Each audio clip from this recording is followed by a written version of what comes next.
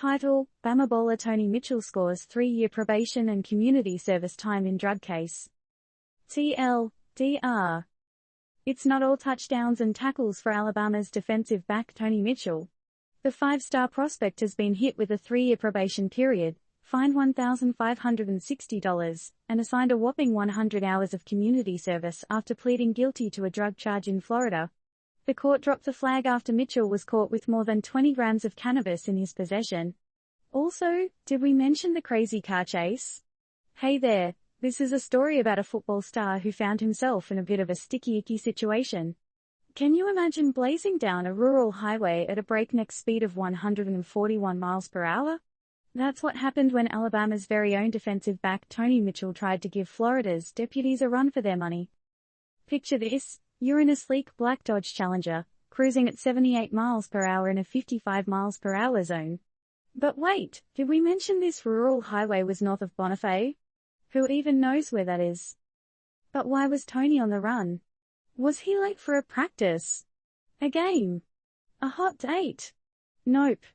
Turns out, the MVP was riding dirty, holding a stash of more than 20 grams of cannabis, $7,040 in cash, a set of scales, and a loaded 9mm handgun. What would you do in such a situation? Would you step on the gas or pull over and take the hit? It's an intense scenario to imagine, isn't it?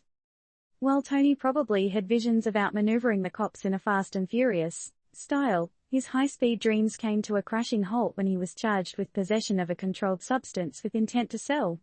Whoops, looks like someone fumbled the ball on that play. As a result of his off-field shenanigans, Alabama's head coach, the esteemed Nick Saban, gave Tony a timeout, suspending him from the team.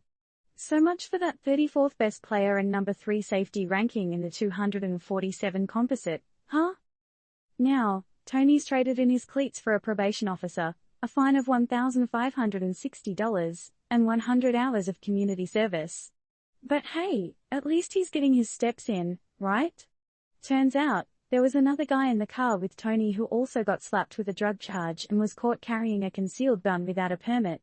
Now, we're not pointing fingers, but it does make you wonder, doesn't it?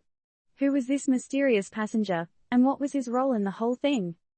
This tale of high-speed chases and cannabis stashes has definitely given us a lot to think about. Can our football stars do better? Should we be questioning the pressures that might be pushing these athletes to take such risks? Now, I leave you with this question: is it time for us to rethink how we treat and perceive marijuana use, especially in sports? Your move, Internet. Disclaimer: this article does not contain any form of legal, investment or other advice. It merely covers facts from the news story it reports on.